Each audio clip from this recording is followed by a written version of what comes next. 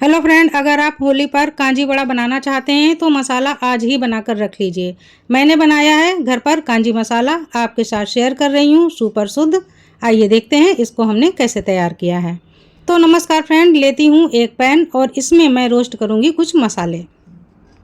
तो ये है चौथाई छोटा चम्मच मेथी का दाना, 1 छोटा चम्मच सौंफ का दाना, 1 टेबल स्पून हमने पीली वाली सरसों ली है। ये है 1 टीस्पून काली वाली राई बारीक वाली, चौथाई टीस्पून कलौंजी, 1 टीस्पून धनिया के बीज, आधा छोटा चम्मच जीरा के दाने, चौथाई छोटा चम्मच अजवाइन के दाने। और अब मैं ले रही हूँ कश्मीरी वाली लाल मिर्च। ये तीखी नहीं होती है, इसके लिए मैंने 4 डाली हैं। अगर आप ज़्यादा तीखापन पसंद करें तो 2 मिर्च सादी वाली भी डाल सकते हैं, इससे कांजी का कलर बहुत अच्छा आता है। मैंने 4 मिर्चों को डाल दिया है।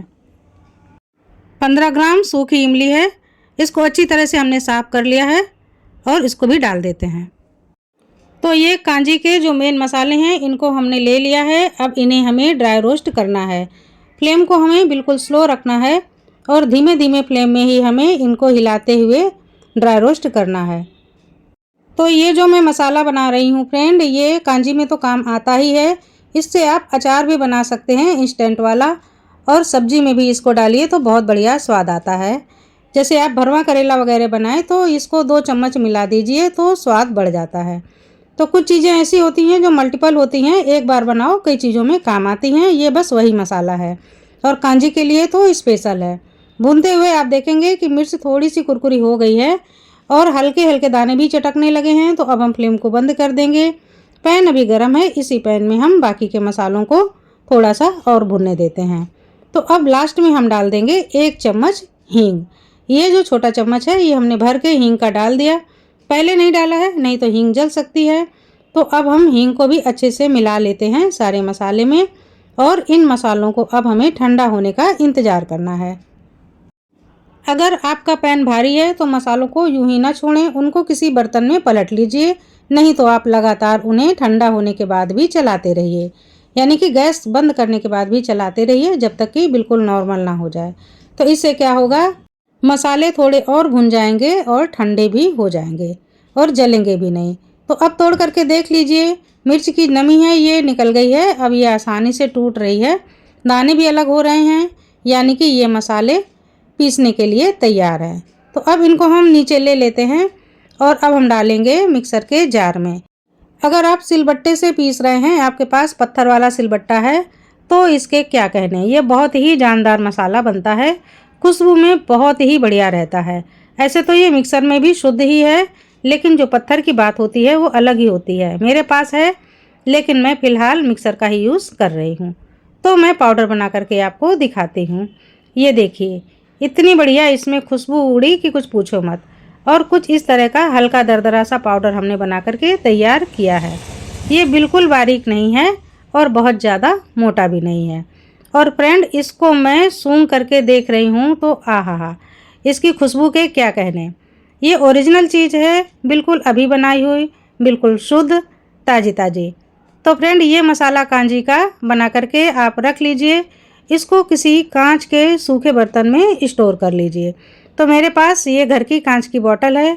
मैं कोई भी चीज़ लाती हूँ, अगर उसकी बोतल अच्छी होती है तो मैं बिल्कुल नहीं फेंकती हूँ, बाद में भी यूज़ करती रहती हूँ। तो इस तरह से मसालों की बोतलों को हम बाद में भी यूज़ कर लेते हैं। तो ये छोटी सी जो कांच की बरनी है, इसमें पूरा मसाला आ गया है।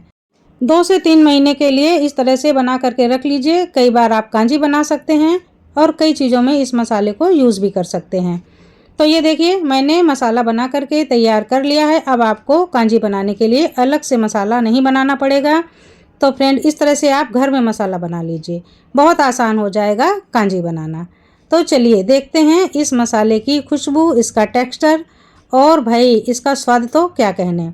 इस तरह से हमने मसाला तो रेडी कर लिया है। तो आइए अब हम आपको बताते हैं कि अब हमें कांजी में कितना मसाला डालना है।